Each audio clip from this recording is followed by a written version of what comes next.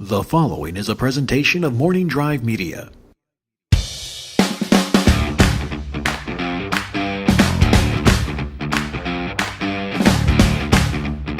From the Napzok Files studios in Studio City, California, it's the best part of the San Fernando Valley. If you ask me, I'm Ken Napzok, and this is Life Ranked on the Napzok Files podcast feed. It is the new show, the new addition to the lineup in 2017, and you guys have been so supportive. As always, you can hashtag Life Ranked to join the conversation before or after or while you're listening. This is a live-to-tape broadcast. Maybe one day we'll be live and we can interact with our lists. But I have a great one today. I'm looking forward to this one. I have got a guest that I am introducing to the Napzok Files audience, and it is long overdue that you guys meet him. In fact, I was going to bring him into the Napzok Files podcast feed in 2016 or even 2015, and then my feed went cold, and this poor man was on the outside looking in going, "Please let me in. I want to talk. I have things to say." That is not what he sounds like. But anyways, he is a good friend of mine. He is well, according to his Twitter page, he's a director, he's a filmmaker, and a sex god. We're going to ask for some kind of proof, some kind of document behind that, but he's also a good friend of mine from over at Defy Media. When I was working at Screen Junkies, I'd have to ask this guy for favors every day because he was in control of a lot of the equipment there, and I couldn't get things done without this expert's advice and attention to detail. It is Joey Kramer. Joey, welcome to the Napzok Files. I'm just glad to be here, Ken. It's been a while since I've really got a chance to hang out with you, and yeah. I'm excited to just be talking about life right now. Yeah, well, and that's kind of how modern life works in this town. We all have things, so it's like, you and I have been trying to hang out, get a drink like gentlemen, but it's like, we might as well be productive, and let's get on a podcast together. Exactly. Podcasting is the new conversations. Well, with you and me, it seems like that could be the case all the time. Yeah, you are a interesting guy. You have a lot of unique perspectives, and I would love stopping by your office at Defy. I'd have a request. Hey, Joey, can I rent that battery pack for tomorrow? There, I got to shoot Andy Signor that needs this tripod. Can we get this tripod? And and then you just got to pull a string with you, just like, "How, Joey, how you doing?" And I'd get 20 minutes of the best, most interesting conversation. You were one of my highlights. You were one of the reasons I was sad to leave, and plus, you were one of the only people there who weren't afraid to give me a good morning hug. Hey, well, I am a hugger in general. Yeah. It's kind of become a thing around the office. Yeah. I've noticed that there are certain people that that do not like hugs, and it's not like... And you have to find that out. Yeah. We don't hear the Napzok Files recommend you just go hugging everyone in the studio. No, definitely not. You have to ask for it and just kind of be like, all right, you're open to the possibility of a hug. And... not everybody is, but it's a great way to start a day. It's a great way. And then every time we were busy at times, but if I'd see you in the hallway, put my hand up, you put your hand up, and we give a nice high five. Oh, yeah. That tradition continues, Ken, and I am glad that you were a part of it. Who's got that honor now? Okay. Consistently, I would have to say... It's kind of like the Warp Zone. Those guys. The Warp Zone guys? Yeah, they are always there with a good high five for me. Yeah. Okay. Davis, Schroeder, they're just walking around giving you high fives, or is it other people on the team? It's kind of all of them, but Davis is my go-to hug guy now that you're gone. Okay. I like that. But my TV Fights producer replacement, Billy Patterson, not hugging or high-fiving? I am going to be honest. Yeah. I'm not even sure who that is. Billy sticks to himself. He goes over to that studio with JT, and he doesn't leave. And I'm going to give Billy some crap, and I'm going to make sure he starts high-fiving you. Yeah, I bet I've seen him. Like, I see everybody there. Sure. It's just a matter of, have I talked to them? Does JTE give you a hug or a high five? High fives, yes. I don't think I've probably hugged him once. I don't know if JT's a hugger. Yeah, it doesn't seem like it, you know, but it doesn't mean that he isn't. It just means that I haven't really gone after it too much. So, guys, today, as you can tell already, Joey's a great guy, and you've got a great new podcast that has begun. It is Joey's Guide to a Happy Life. It's been going here for a little bit now, right? How are you doing with that? We're still in the process of getting everything posted, and just getting everything created. Okay, but we've kind of hammered out where we're going to go with it, what the plan is, right? just the general structure is what we've been focused on, but we do have one recorded and ready to go. Cool. But I want to get at least 5 fully recorded and edited down before we go live, just so that people have a little bit of a backlog, and so that I can feel confident enough that we can produce another one before people get burnt out on everything. That is a good strategy. That is how I launched the Napzok Files. I had about 4 or 5 episodes ready to go. Good to know I'm not alone. You're not wrong. You're not wrong. But I'm looking forward to hearing what you have. It's Joey's Guide to a Happy Life. You can look for that, and we'll put it in the description of this episode. But Joey, enough's enough here. I brought you in for Life Ranked, is where a special guest comes into the studio with a topic close to their heart or something I feel they'd be an expert on or have a good opinion of, and they bring in a 5 list. We'll go over that list 5 to 1, and we'll dive on in. And I kind of handpicked this topic. I threw it out to you to see how you felt about it, and you took to it. You with gusto. You're like, yep, this sounds good. I know right now. I don't know your list, and you're feeling you've changed some numbers around. I'm so curious to what you got going on. But it is Life Ranked today is the top 5 reason to try dating apps, whether it be Hinge or Bumble or Tinder, or Grindr, the granddad of them all.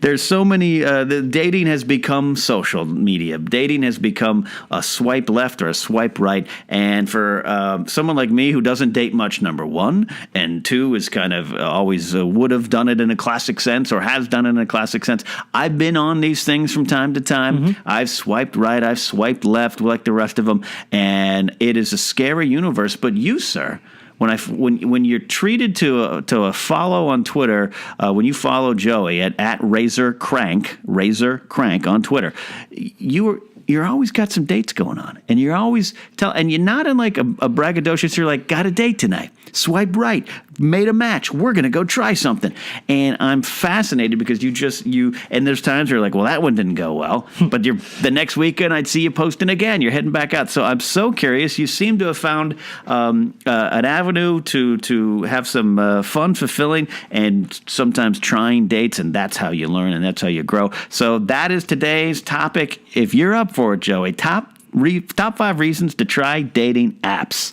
Are you ready, sir? I am. I guess I want to just start with number 5. Number 5. Dive on in, Number sir. 5 is stupidly easy. When I say that, it is just the barrier for entry is so minimal. Right. You know, if you use something like Tinder, and I think, if I remember correctly, Hinge and Bumble, I do believe they all use about the same system where they connect to your Facebook. Right. Which, of course, then puts your social media information out there in the world, and it's providing it to these sites. And you let all of that go for a minute. You connect your Facebook to pretty much everything anyhow. Yeah, don't worry. NSA's watching all of us anyways. It doesn't matter. Exactly. But and so if get over that. If you get over that initial issue for some people, it just makes it so simple. Yeah. You know, it is. In order for it to be successful, though, it does require a decent amount of work. Okay. And I think that's the thing that is what trips a lot of people up. Okay. Because you just boil it down into swipe right, swipe left, but you're saying, hey, it's stupidly easy, but it still takes some work beyond just that. I mean, it is so easy to get started. It is so easy to go through. But the fact of the matter is, in order for you to find your soulmate or find a date, you know, so like soulmate, long ways off. Those are two extremes, Joey. Yeah. But if either or anything in between. They are very, very different. But it takes time to meet new people, and to make a connection, right? You know? And so the more people that you swipe right on, you know, the better a chance you have of having a connection with that person on social media, right? And that's just kind of the way it generally is in life. You know, the more people you ask out, the more chances are that you're shotgun blast across the bow here. Exactly, and that's might hit one. Yeah, and so that's a combination of like the good and the bad of dating apps. It's simply that you need to spend a decent amount of time on it. But when you think about it, like let's say you spend an hour, which is a long hour. That's a long time. It is a long time to spend swiping on your phone. There's no question. That is a long period of time. But how much time would you have spent in a bar on a Friday night trying to just get up the nerve to go ask somebody out. Right. It takes an hour minimum for a lot of people to get inebriated enough to even calm down. Oh, that's a good point. To consider going out to talk to one of the people across the bar. And you're not even counting, like, I was like travel, getting dressed, showering. So maybe taking a shower. All in, let's say you get there at 10. Okay. You ask somebody, or you start talking to somebody around midnight. Because you're not even drunk enough till 11:30. Exactly. And then maybe by the end of the night, you ask for their phone number. Like that. So you spent an entire night talking to one person. One person. And that may or may not work out. Yeah. And with Tinder, which is the one that I've had the most success with. Okay, I was going to ask you that, but that's your leader. That one worked out fairly well for me. I don't know exactly why. I think it's just probably because the more people use it. I think is a big part of it. It's a bigger pond to play in. Now, so again, stupidly easy because you're so right. If you're one of those people like I can't meet anyone, well, through this. It's simple. They're all in front of you. Exactly. And it's all GPS based, satellite based. You're generally going to be people around you or who are active, right? Exactly. That's another huge factor too. Is with Tinder specifically, well, I guess you both have to match each other. That's the general thing for the dating apps that I've used. Yeah. I don't think it's the same for all of them, but the ones I've used, it requires a mutual match to contact somebody. And so it has to be somebody who has at least seen your profile and has swiped right on and who's made that connection. Right. And so, you may have swiped right on, like 20 people, but if they're not actively using it, they'll have never seen your profile and it'll never happen. Right. Which, it might be one of my, because again, I don't use these much. The only one I still have, technically, I think I'm still signed up for Tinder.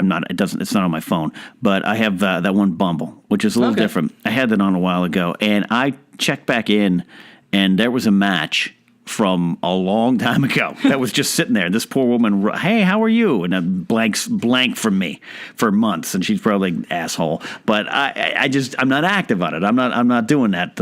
So I get what you're saying. You kind of get what you put into it then. Exactly, definitely. The more effort you put in, the more chances are that you're going to be able to go out on a date with somebody. Right. And that's the end goal for Tinder is.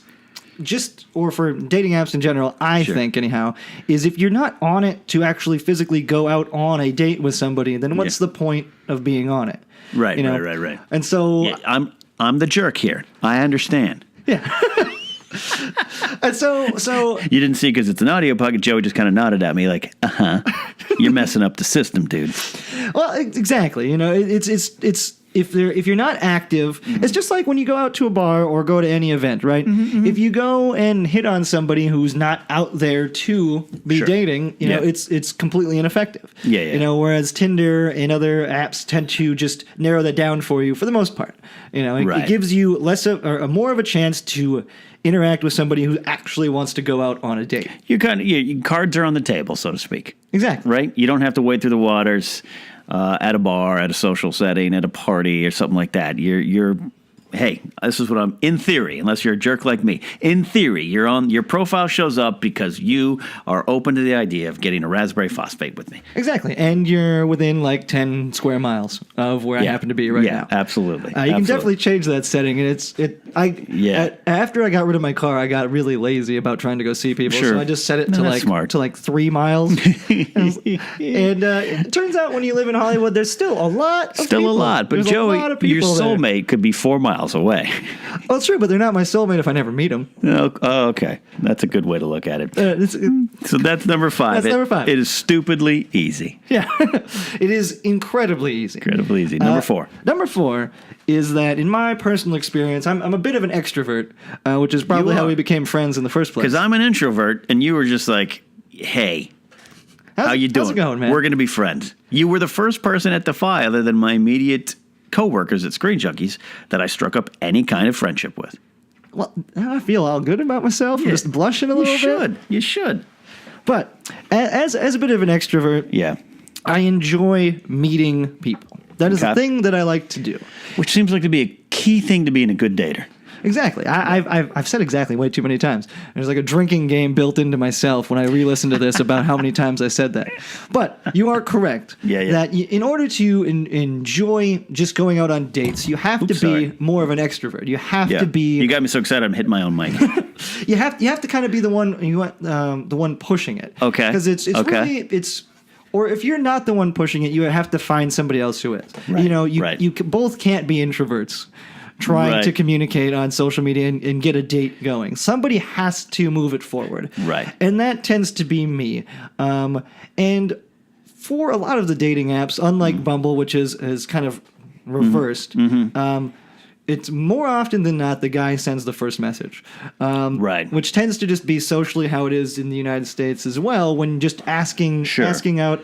From the classic sense. Exactly. Yeah. In a heterosexual relationship, it tends to be that the guy will be the one who makes the first move. Right. And it seems to be the same. It seems to hold fairly true on dating apps thus far. Right. Not always, but almost every time when I've gotten a message from a lady first, it's been a bot or some kind of spam. It's like your first clue that something's wrong. Exactly. It's like, oh, this could be good, or it's just a waste of time. Hi, Joey. Meet me at LiveCam. And there's such obscure websites, too. It's just like, I've never heard of this thing. The fact that it's not anything remotely entrenched in my brain makes it just like, what? Right. What they put on, they try at least probably like 5 or 6 messages before they completely give up. Before the bot goes away. But anyhow, back to number 4, which is meeting and interacting with new people is generally a good thing. Okay. In my experience. Sure. Now, you can always have a bad date. That's always possible. Sure. And I've had some less than good ones. Yeah. But it opens you up to this whole new world, because as far as most of the dating apps are concerned, unless you go to some of like the higher end ones, more like Match.com or something like that, which has more of a profile based structure. Right. You have to get through some hoops to get through that. Exactly. eHarmony, you answer like 400 questions. Yeah. And so then they try to match you with people who have similar interests to you. Right. Which is, I think, is a very good thing if you're interested in going out on, or maybe leading more towards a relationship. Sure. Or even just going out with the same person multiple times. And I have no problem with that if that ends up happening. It's just through dating apps, you never know what you're going to get. It is very much like just talking to, in a way, random strangers around you. And it's fascinating. You cast a really wide net in an area and you have no idea who's going to respond, who's around you, who's there, and for you, dating seems to be it's initially could be it's you're interviewing for a future romantic possibility, and other times I've seen you post about this, like, I gained a new friend tonight. Exactly, and I did it again, but that's correct. You have no idea where it's going to go, right? And you don't have that at any point in any kind of interaction. You just simply know that this is a person that I want to talk to. Right. When it comes to dating apps, this is a person that I'm attracted to and would like to talk to. So there's the implication that that's where this is going, which does solve a lot of problems for certain people who have a difficult time approaching a date, you know. This is where my ears perk up, because I'm horrible at this. Because it's a lot of people have a really difficult time gauging interest on both sides. And that's one of the things about dating apps that is a major advantage, is simply that both people are most likely on there to go out on a date, like to just become friends. And well, I'm thinking of it someone because I struggle with that. One of the reasons I struggle is I'm just going to assume you don't like me. If you're a female, I'm interested in females. That's the box I check. So I am going to be. I meet one, and I'll be like, well, that was a nice person who never wants to be with me. And so if I was to approach a dating app with a little bit more gusto, it would be me. I should mentally accept the fact that, they're already here. They've entered the room for this possibility. Exactly. And because of that, you have the ability to kind of relieve yourself of that anxiety or that mentality. That's deeper than I thought, Joey. This list is good. This is good stuff, I am Joey. Working on it. That's what number 3 is here, is that it is good practice for interacting with people in your daily life or asking people out in person. Is that you eventually... look at you. I like that curveball. You eventually get used to being able to just be more direct.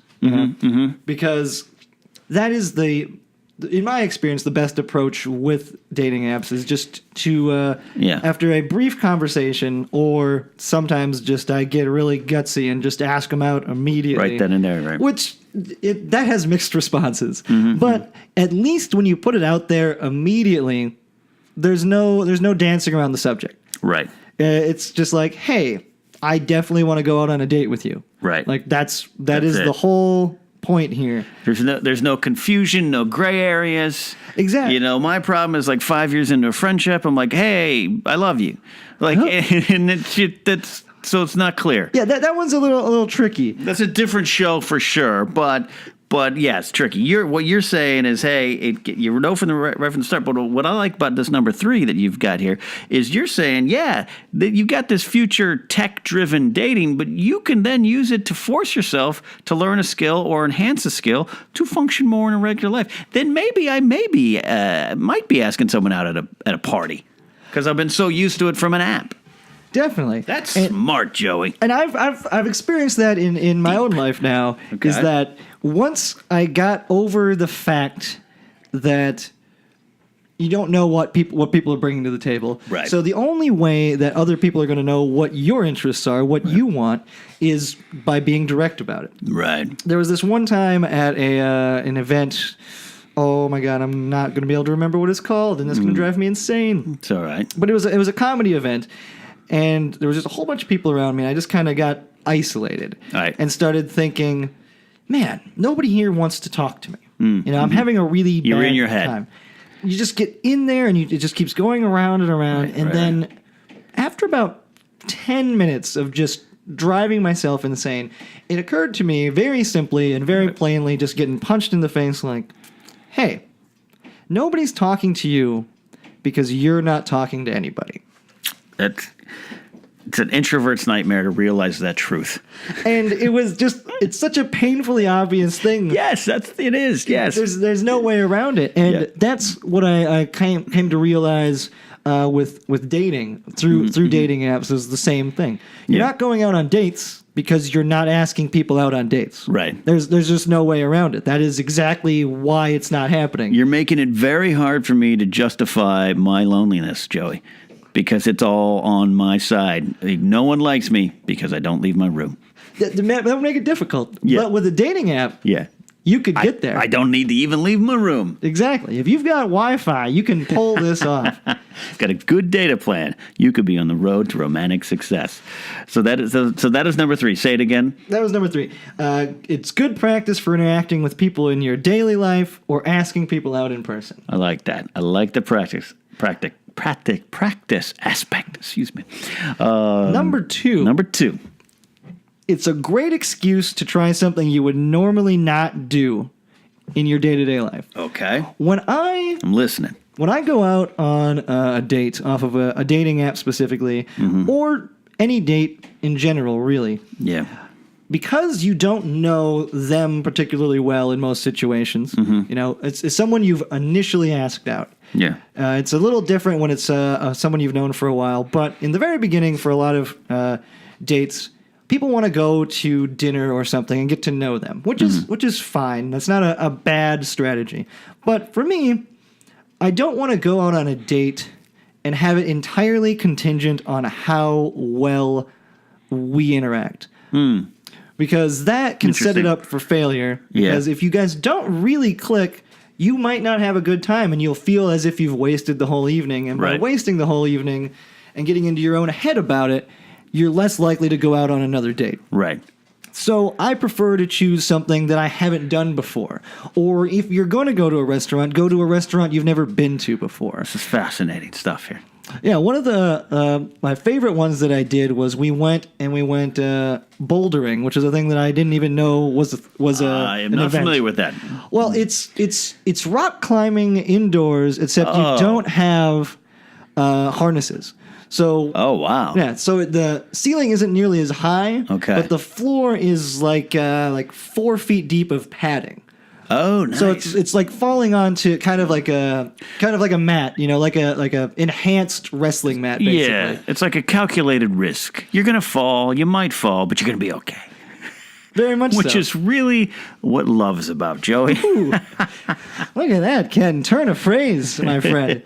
But doing events like that, or going ice skating in Pershing Square, Okay. or even just going to see a movie that you haven't seen before. Although a movie tends to be a pretty bad first date idea. It is a tough one. Yeah, you're not talking. It's not a very good environment to get to know somebody. But if you're going out and doing something active and something new, then if they haven't done that before, it tends to be just a really good bonding experience where you can now communicate about how this is going for you. Oh my God, Joey, you're blowing my mind with how deep and wonderful you get. You are creating. The reason I've never liked the prospect of dating is it's a job interview with a stranger, and that's stressful, and I'm an introvert and all that kind of stuff. But you've created this thing where now, like you just said, you are bonding over a shared new experience. That is amazing, Joey. You need to write a book. Well, I'm glad my advice is ringing true, or at least ringing some bells. Yeah.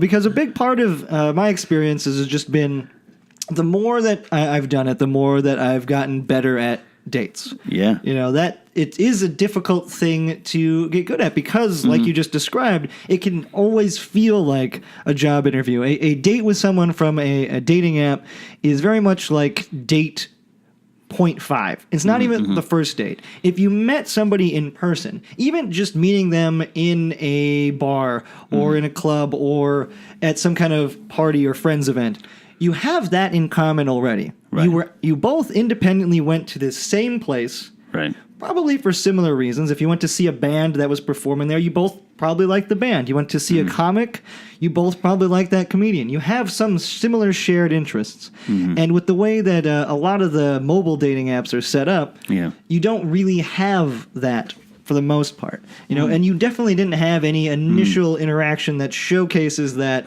you even have any kind of chemistry, which is a very fun thing to experience. It can be a great date. Sure. Or a great person, but you might not have any chemistry at all. Right. Whereas if you've met them in person at least one time, you know that you can carry on a conversation with that person. Right. Or you know that there's some kind of electricity in the air where you just have this feeling that things are going to go better and that you just really vibe with each other. Right. And on a half first date, that's really difficult. So you want to do everything you can to make that a more likely situation. Right. And I feel that picking active events and new events is a really good way to do that. And if the date goes terribly, you still might have found something that you enjoy separately from the date. And then you find, so you find that it's just easier to narrow in on this stuff with the apps, or you just have these pre-conversation. How is that different from just regular dating? I mean, in some ways it's not. It is the same, but it's like you just find you're cutting through the chuff. If you're at a party and you have to get through layers of, you want to go hang gliding, 10 minutes on a conversation. Now on an app, you just got it right away. Is that what you kind of feel here? It's definitely a part of it. Okay. I would say the biggest thing is a lot of people, more people. It's like that a saying when it comes to wild animals, right? That they're more scared of you than you are of them. Right.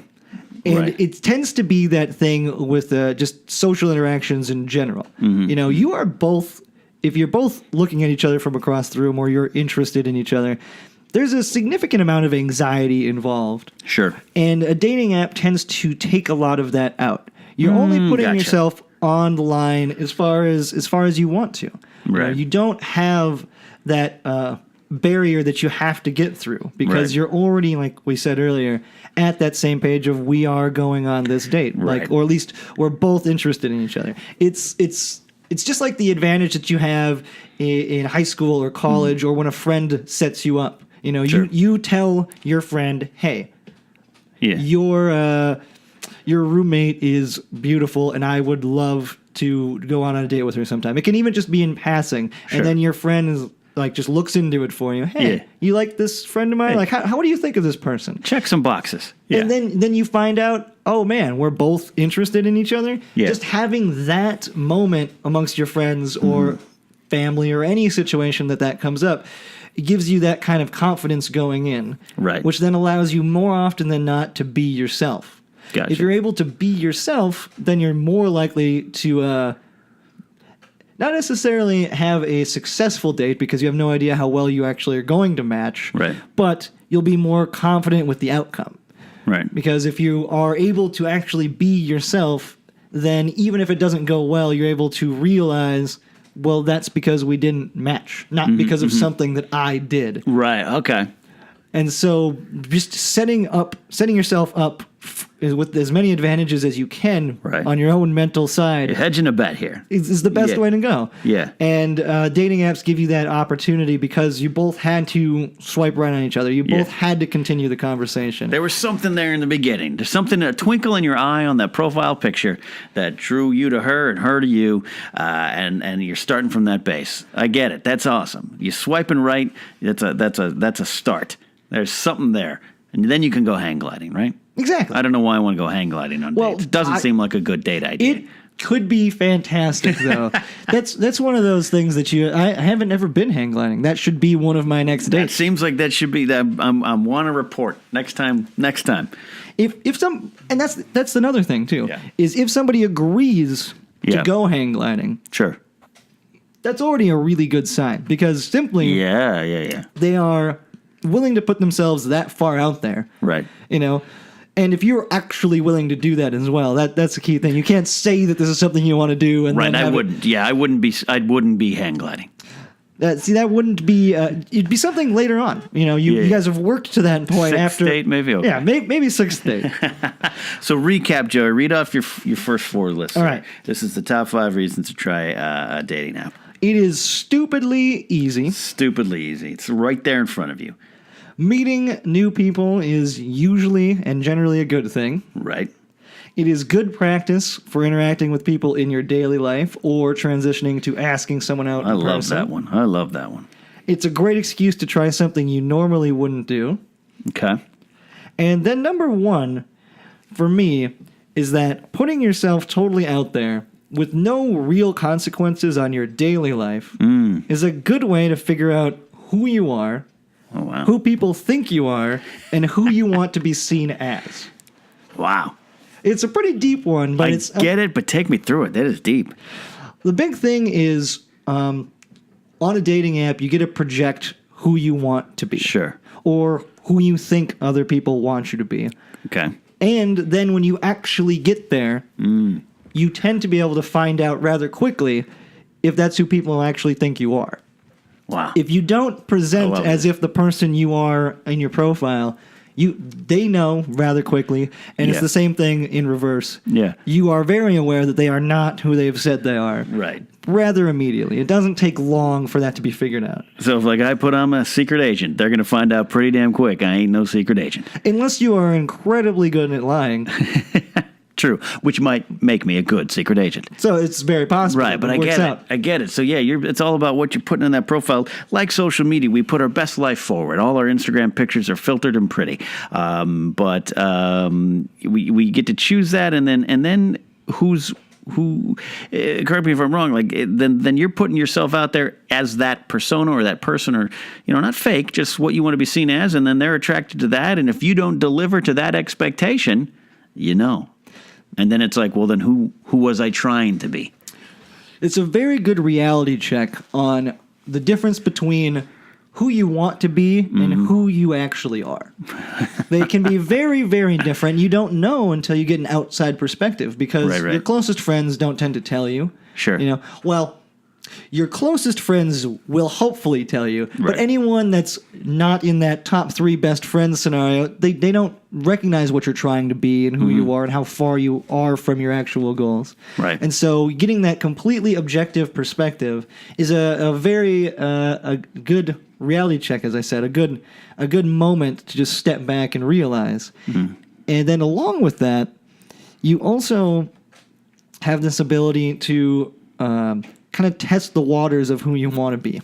Is this the person that I really want to continue being? Right. Or do I want to try something different? Because meeting someone on a dating app, unless there are mutual connections and other things, which they show up on there. Sometimes, but oftentimes, especially in Los Angeles, being as big of a city as it is, you meet people that you'll never meet again and you've never met before. Right. And so you get to be whoever you want to be. who do you really want to be? Who do you really want to be, kids? Who is that person? So you thought Tinder, folks, was just about getting some. You thought it was a cheap way to find sex or something. No, Joey's showing us a different side of life here. You're learning about yourself. Very much so. There's no good reason to not, take that information in. Right. The fascinating thing too is always when you get called out on something that it never seems to be an aggressive thing as much unless you would dramatically look different from your profile pictures or something to that extent. Yeah. But you're trying to go a certain way and it becomes apparent that this isn't working. This chemistry is not working. Right. And then when you realize that that's also not who you want to be, it's a fascinating moment of just being like, oh. Do you have something offhand that you can remember where you were called out on something or you realized it? I mean, is there something that happened where you're like, well, you're right. That's not who I wanted to be. I am not a hang glider. Oh man, off the top of my head, I really should have had a good one here. That's but all right. I'm blanking. I'm digging deep, and you're giving me wonderful things. But I totally get it. You have to, in other words, because we're so used to social media by now, especially if you're like me and you started on Friendster in 2002. We're so used to, again, putting the best face forward. But now when you put that to the test and you are now locked in a date with one person, whoever you are, it needs to be that. So you have to really put some thought into who you are and what you're projecting. It's simple, basic psychology, but it is smart and it is heady and it's deep, Joey. This is what you think about in your office all day. It is one of the many things that I end up thinking about. That's correct. I love it. Yeah, you have to project who you want to be and who you actually are. And that comes across in every situation. Right. It is so apparent because people inherently are judgmental. It's not a bad thing per se. It's just the way it is. It's just the way it is. Whenever somebody says, just don't judge me, I immediately say, well, I'm going to. I can't. I tell them just point blank, this is going to happen. Now we're there. Yeah. I'm not going to hopefully change my opinion of you as a person, but depending on what you're going to say, I don't know what's coming up here. Did you murder somebody? That's going to really change our relationship. Right. But there's no way that you don't make preconceived judgments about people. It's just the way it happens. But you have to be open to the fact that could be wrong. Right. But when it comes to online dating, for example, or just flirtation in general, but specifically online dating, you only have that information. There's nothing else to go on. What does it say in their profile? What do their pictures look like? This is the person they're presenting. So you make the assumptions about it. If you're dressed a certain way, if you have a certain type of job, if you have a certain type of hairstyle, one of the ones that is interesting for me is I have rather long hair at this point. Sure you do. It's sexy. Oh, well, thank you. Full, luscious locks. But I am pretty much the opposite of a hippie. Yeah. In so many ways. But depending on how I'm dressed the day, that is the persona that people automatically perceive. And so that hasn't led to too many problems with online dating, but just in my general interactions where people just give you a slightly different look or a different experience simply because of that. And then they get to know you and it's like, oh, that's not who that person is anyway. I think that's fair. Just from getting to know you too. Yeah, you the long hair. I know you often would ride a bike to work, and you sometimes you have some not funny clothes, but there's some you have some interesting fashion choices. That would be accurate. That is correct. And so you put it together. You're like, hey, look at this freewheeling spiritual dude or something. Is he in the desert smoking peyote? What's this guy about? And then you're a bunch of things, but you're not what I thought you would be when I first met you. And so then you have to force your the way that you perceive yourself into the world. You need to make sure that people are aware of that. Yeah. And meeting strangers is a really good way to find out how other people perceive you. The people that you've known for so long are no longer objective viewers. They know you. So everything you do fits in with the mold that they have of you. Right. But anyone coming out from the streets or from your phone, they have no idea. All they know is what you're presenting them with on that day. You're a profile pic. and a line or two in a bio.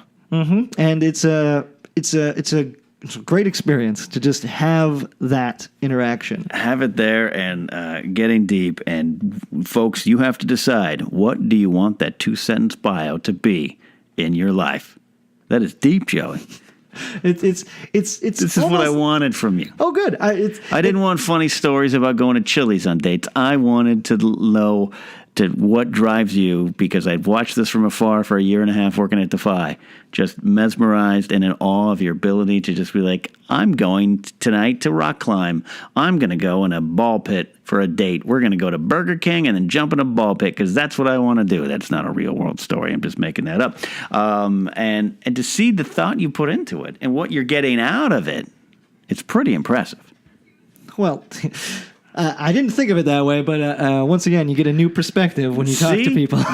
Joey, I'm gonna swipe right. If I'd be the luckiest man in the world if that did it for me, I'd swipe right on you, Joey. You came into the Napzok Files Life Rank Studios and you brought some great insight, and you turned what was what I thought might be just a fun little list about online dating troubles. You turned it into a life lesson, and that is what we do here at the Napzok Files.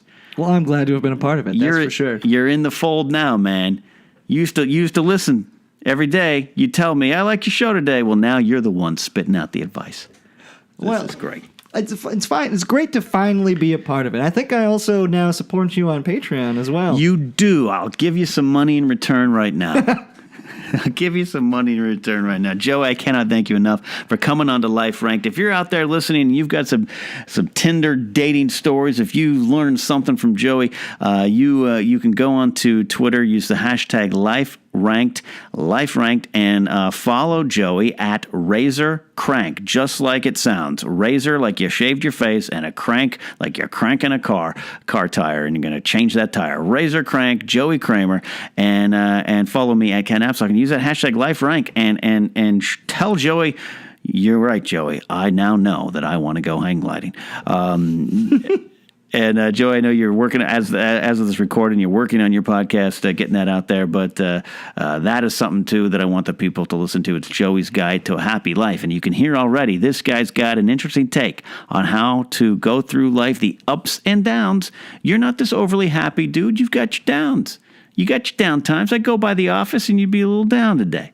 If you follow my Twitter, I can't stop tweeting about it. So you will definitely get a good perspective into who I am most of the time. Yeah, but you know how to make life happy, and that's why your podcast, Joey's Guide to a Happy Life, is out there. Check that out. You can, like I said, follow me at Ken Napzok. If you're on iTunes, subscribe, rate, and review to the show. We're on Podomatic and Stitcher, and looking for other places as well in 2017. Joey mentioned it, so I will bring it up humbly. The Patreon page is still out there. You can support the Napzok Files podcast feed as we continue to grow in 2017. You might be able to decide what you want a life rank to be about. That's one of the many perks out there as well. So until next time, for Joey, for all the girls you're going to take to that rock climbing thing from now on, and maybe one hang gliding, a lucky girl could hang glide with you.